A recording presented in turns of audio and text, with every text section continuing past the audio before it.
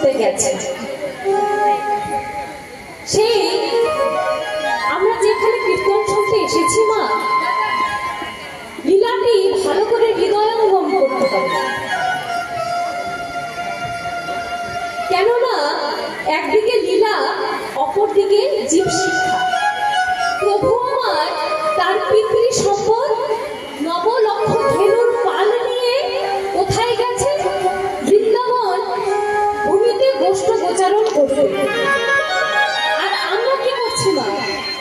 আমরাও সেই জগৎ পিতার কাছ থেকে নবলক্ষ ধেনুর পাল নিয়ে এই সংসার রূপ গোষ্ঠ ক্ষেত্রে গোষ্ঠ গোচারণ করতে এসেছি। হৃদয় গৌর হরি বল, হরি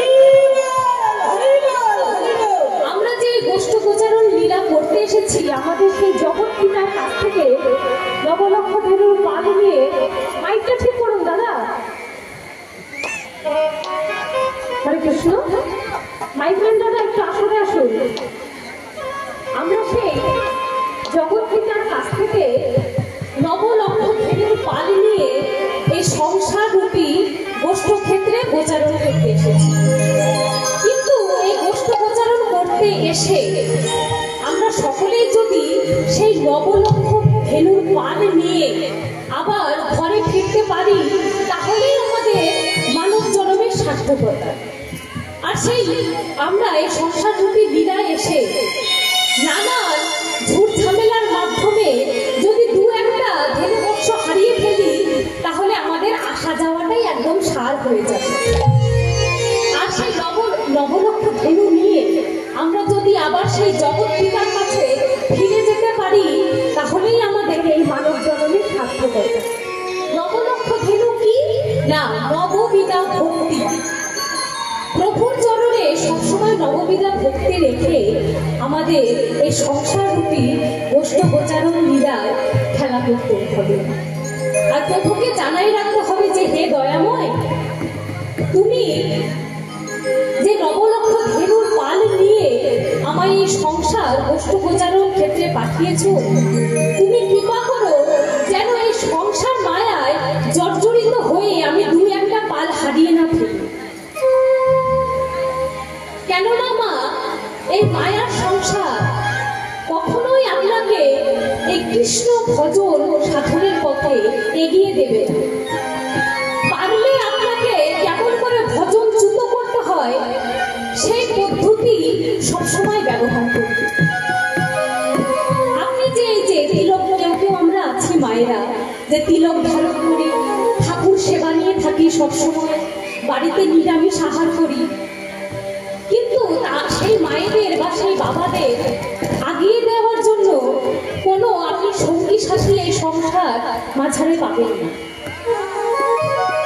এই জাগতিক জগতে আমরা যদি কেউ একটু কিঞ্চিত পরিমাণে ঠাকুরের সেবায় একটু তৎপর হয়ে উঠি, আশেপাশ থেকে অনেক কুমন্ত্রণা শোনা যায়, তাই না মা?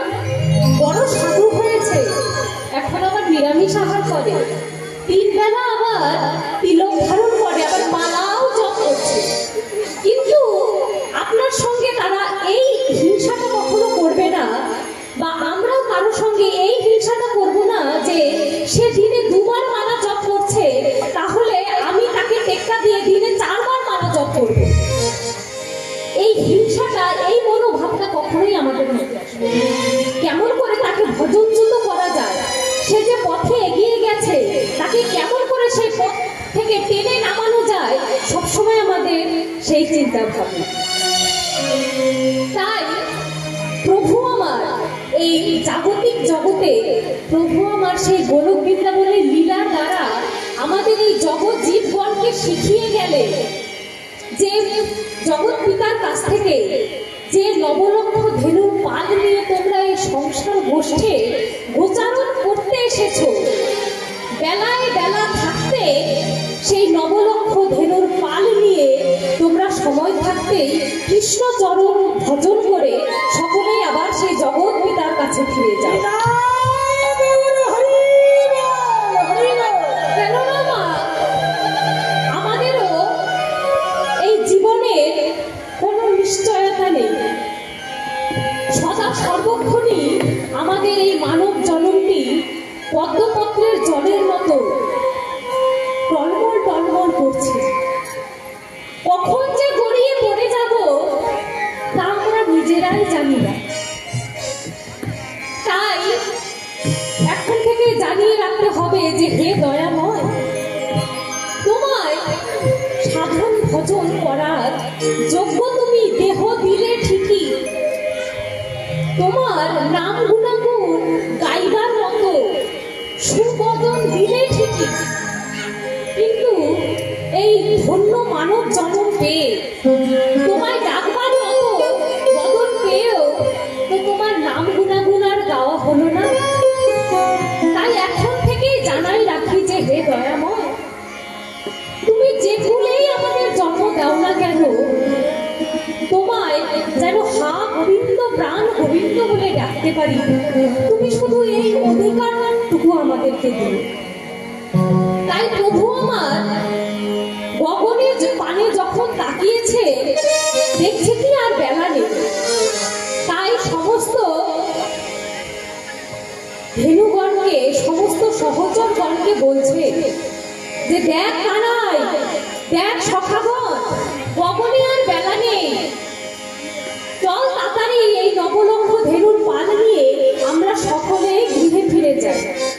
আর কানাই আমার শ্রীরামকে বলছে, সকালে যখন গোষ্ঠগোচারণ লীলা করতে এসেছিলাম তখন মা তোকে কি বলে দিয়েছিল, সেই কথা কি এই গোষ্ঠ মাঝে এসে ভুলে গেছি? আমরাও তো মা সেই জগৎ পিতার কাছ থেকে কি আমরা চেয়ে এসেছিলাম যে হে দয়াময়, তুমি আমায় এই কষ্টপাশ বন্ধন থেকে মুক্ত করো, তুমি আমায় আমার এই মাতৃ জঠর যন্ত্রণা থেকে মুক্ত করো। আর ধরাধামে আমি যখন ভূমিষ্ঠ হব কেবলমাত্র তোমার নাম গুণাগুণই গাইব। কিন্তু আমরা এই সংসার রূপী গোষ্ঠী এসে কি তা করছি না? আমরা সকলে আমাদের পথভ্রষ্ট হয়ে এই মায়ার সংসারে মায়ায় জর্জরিত হয়ে আছে। তদ্রূপ কানাই শ্রীরামকে বলছে, শ্রীরাম এই গোষ্ঠ গোচারণ করতে এসে কি সমস্ত কথা আমার মায়ের ভুলে গেলি? মা কি বলেছিল, সকালে শীতে পথে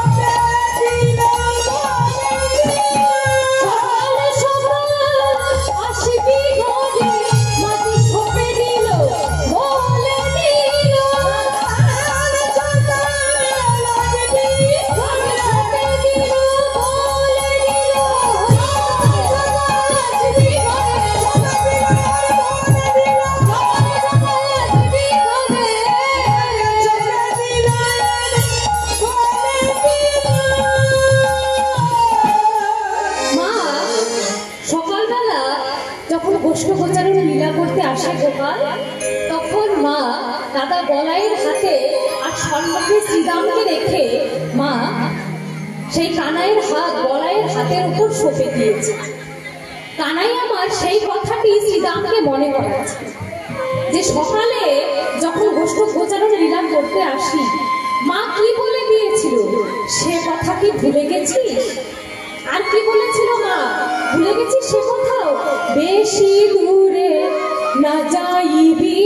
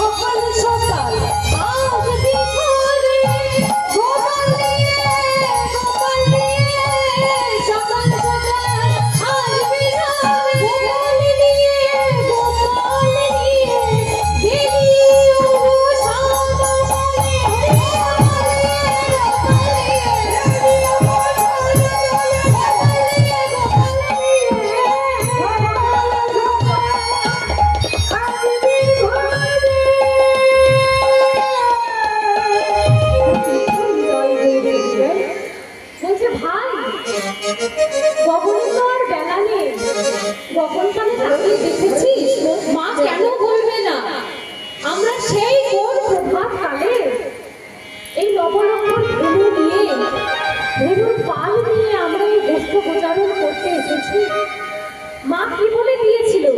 বেশি দূরে যাবে না আজকে কানাইকে নিয়ে, তোরা সবাই কাছাকাছি নিকটে অর্থাৎ কাছাকাছি থাকে। আর গোপাল নিয়ে অর্থাৎ আমার গোপালকে নিয়ে আর গোপাল নিয়ে অর্থাৎ ধেনু বংশগণ নিয়ে তোরা সকাল সকাল ঘরে ফিরবি। শ্রীরাম কানাইয়ের সম্মুখে হাত জোর করে বলছে, ভাই সকল কথাই আমার মনে আছে, কিছুই ভুলিনি, কিন্তু মনে করেও মনে করতে চাইনি। কেন জানি? এই গোষ্ঠোপচারণ লীলা করে তুই যাবি মা যশোমতীর কোলে, আর আমি যাব আমার মায়ের কোলে। আমরা সকলেই যাব আমাদের যার যার মায়ের কোলে। কিন্তু জানিস কানাই, আমরা আমাদের মায়ের কোলে গিয়ে যতটা না শান্তি পাই, আমরা যদি তোর সঙ্গ পাই কানাই, তার থেকেও আমরা বেশি শান্তি পাই। তাই সে কথা মনে করেও মনে করতে চাই না। কিন্তু কানাই, এজন্যে তো তোর সঙ্গে খেলা করে স্বাদ মিটল না ভাই। তাই তোর চরণে কি জানিয়ে রাখি জানিস? কত পুণ্য ফলে জনম গোকুলে, কানাই রে তোর সঙ্গে হলো মেলা।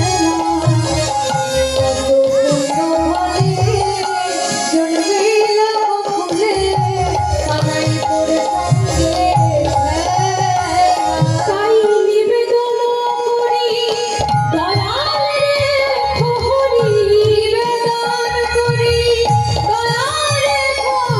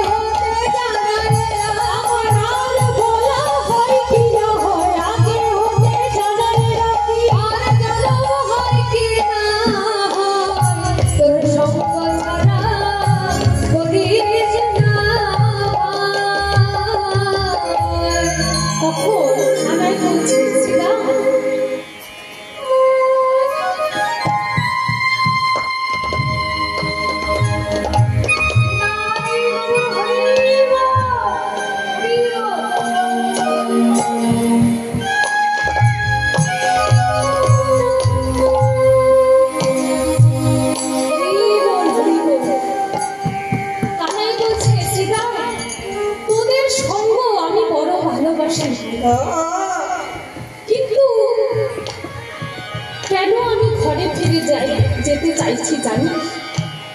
কেননা আমি আমার মায়ের একাই কথা, অনেক সাধ্য সাধনার পর আমার মা আমাকে পেয়েছে। আমি যদি সকাল সকাল ঘরে ফিরে না যাই ভাই কি হবে? আমার মাঝে প্রাণে বাঁচবে না ভাই, আমার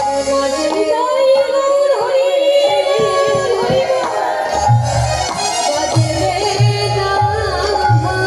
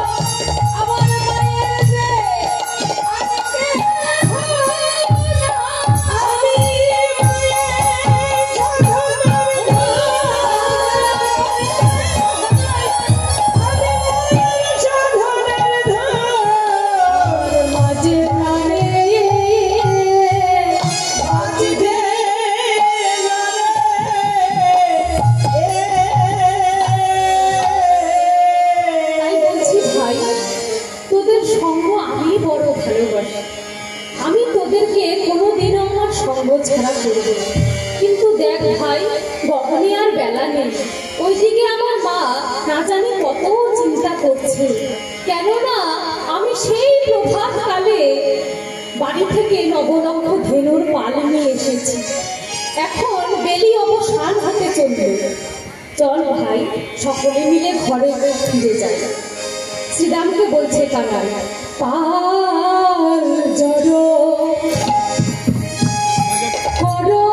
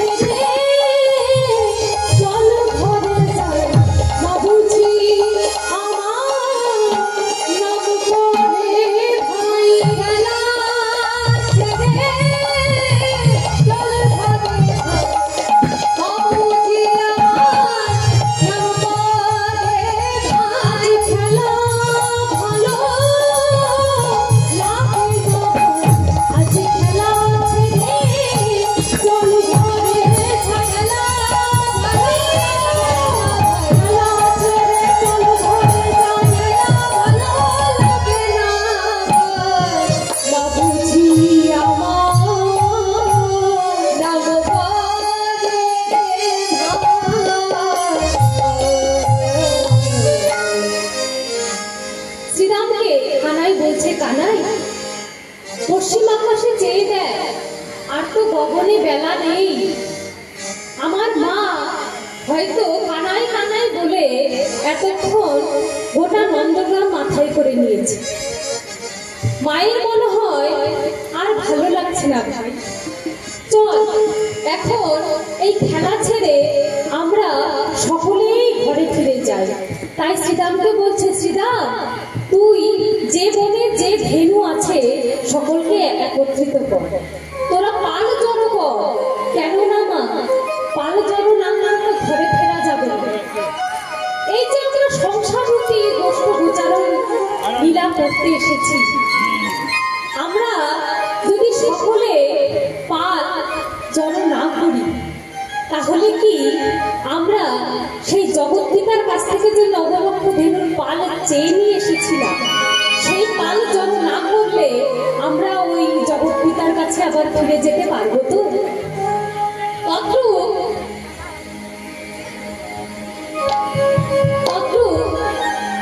কানাই শ্রীরামকে বলছে, শ্রীরাম পাল জড়ো কর, দেখ পশ্চিম আকাশে আর বেলা নেই। বেলি অবসান হইল,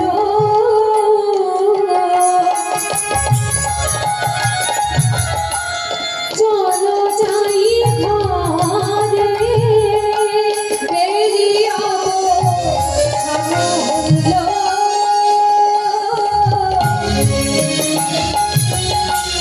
চলো যাই ঘরে।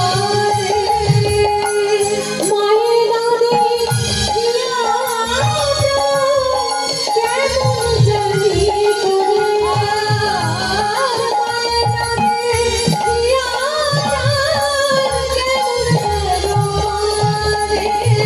মায়ের নামে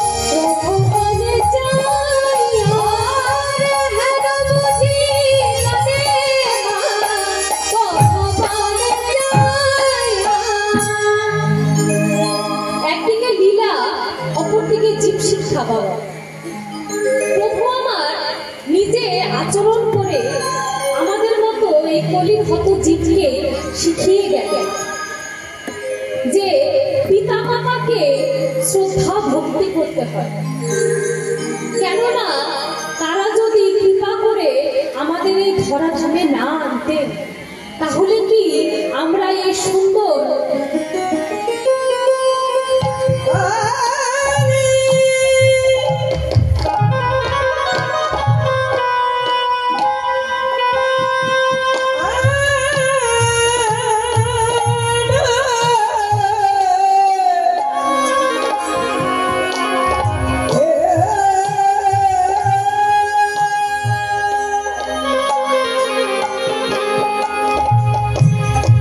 Yeah.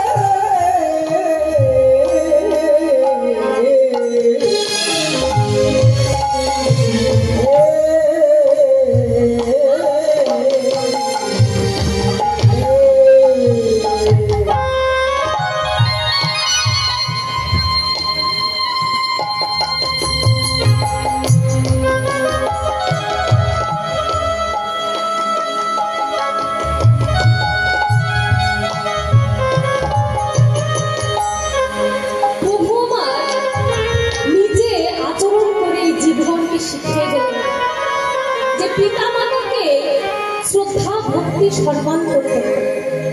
কেননা তারা যদি সাধ্য সাধনার দ্বারা আমাদেরকে এই জগতে ভূমিষ্ঠ না করতে, তাহলে কি এই সুন্দর পৃথিবীর এই সুন্দরময় লীলা, এই সুন্দর পৃথিবীটা আমরা দু চোখে দর্শন করতে পারতাম? কখনোই না। তার জন্য পিতামাতাকে সম্মান করতে হবে। আর এই জগতে যার মা নেই সেই একমাত্র বোঝে যে মা না থাকার যন্ত্রণা তো কতটা। এই সংসারের জন্য আপনি এতদিন এতভাবে শ্রম দিলেন, এতভাবে খাটলেন, যেই মাকে ছাড়া এক মুহূর্তও কাটল না। এক মুহূর্ত বাড়িতে মা না থাকলে যেন বিশ্ব ব্রহ্মাণ্ডটা অন্ধকার। সেই সন্তানকে যখন দিলে দিলে কষ্টে আপনি বড় করে তুলবেন, সেই সন্তান বড় হওয়ার পর অফিস থেকে বাড়ি ফেরার পর তার জিজ্ঞাসা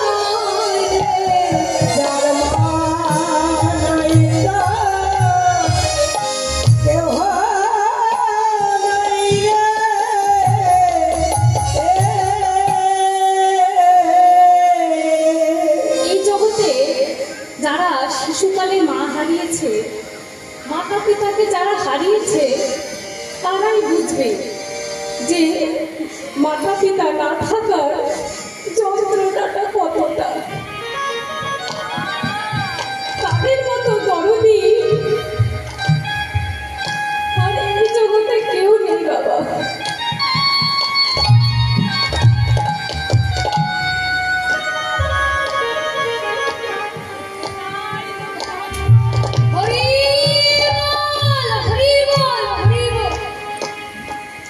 তাই কানাই আমার বলছে, সীতা গগনে চেয়ে দেখ, আর তো বেলা নেই, বেলা প্রায় গড়িয়ে সন্ধ্যা নেমে এসেছে।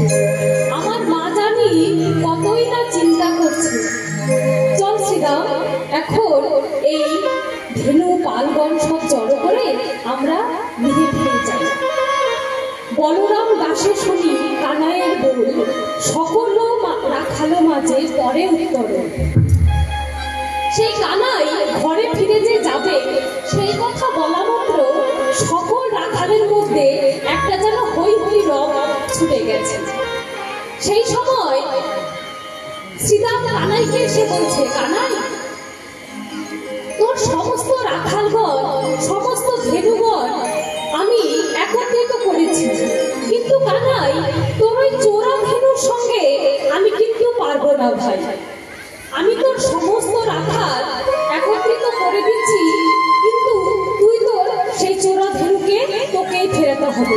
কানাই রে তোর চোরা ধেনু ফিরা রে, ফিরা রে, ফিরা রে, ফিরা রে, কানাই রে তোর চোরা ফিরা রে, ফিরা রে, ফিরা রে, কানাই রে তোর চোরা ফিরা রে, কানাই একবার ফিরা, দুইবার ফিরা,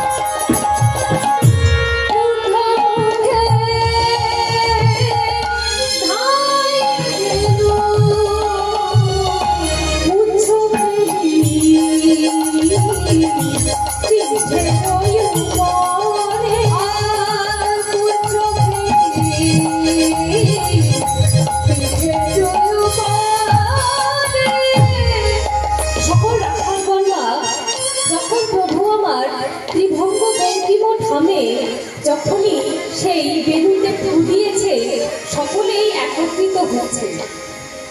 অনুসারে বেলুরা সুজিয়ারা অনুসারে বেলুরা সুজিয়ারা অনুসারে বেলুরা সুজিয়ারা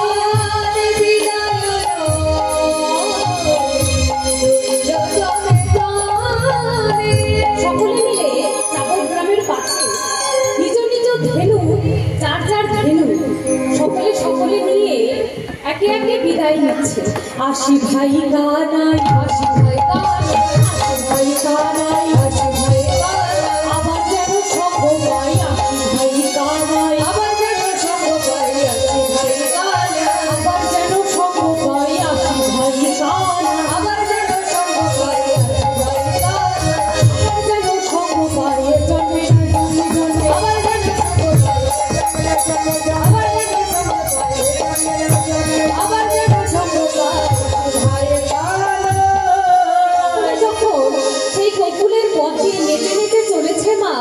তখন সেই ধেনুবৎসগণের বক্ষুরে খুঁড়ে আঘাতে যে গগনের পানে ধুলা উঠছে স্বর্গের দেবদেবী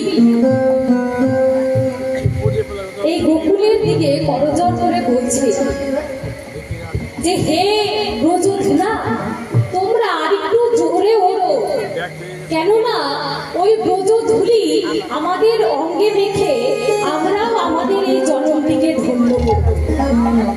তাই সকলে যার যার ধেনু বেছে নিয়ে চললো নিজ নিজ ঘরে। আর এইদিকে জাবর গ্রামের জাবর মন্দিরের ওপর থেকে রাধারানী আমার করজোর করে মিনতি করছে, ওই না বেশে আইসো তুমি দাঁড়ায় রয়েছি আমি, ওই না বেশে আইসো তুমি দাঁড়ায় রয়েছি আমি, তুয়া বধূ রইবার পরে, তুয়া বধূ রইবার পরে, তুয়া বধূ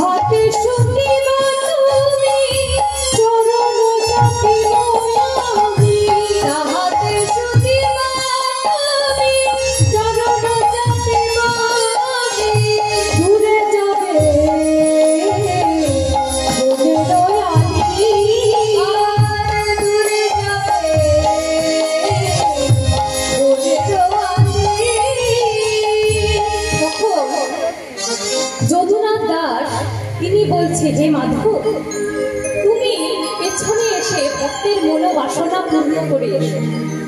তখন প্রাণ গোবিন্দ আমার রাধারানীকে প্রতিশ্রুতি দিলে, হে রাধে, রাস রজনীতে তোমার মনের বাসনা পূর্ণ হবে।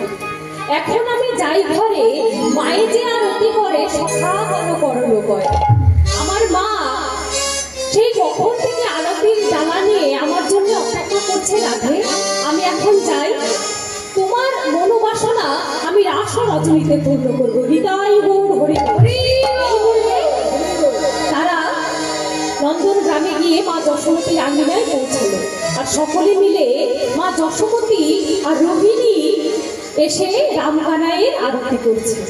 আরতি করে নন্দরানী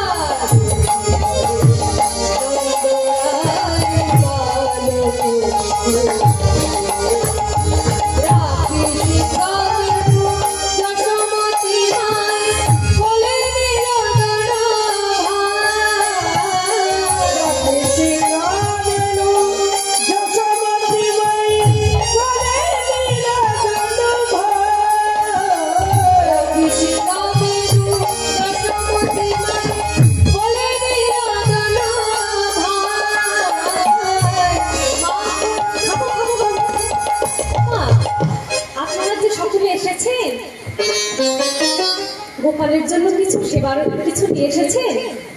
এনেছেন? ও বাবারা, আপনারা এনেছেন কিছু? আনেননি না? আনেননি গোপাল সেবার জন্য কিছু?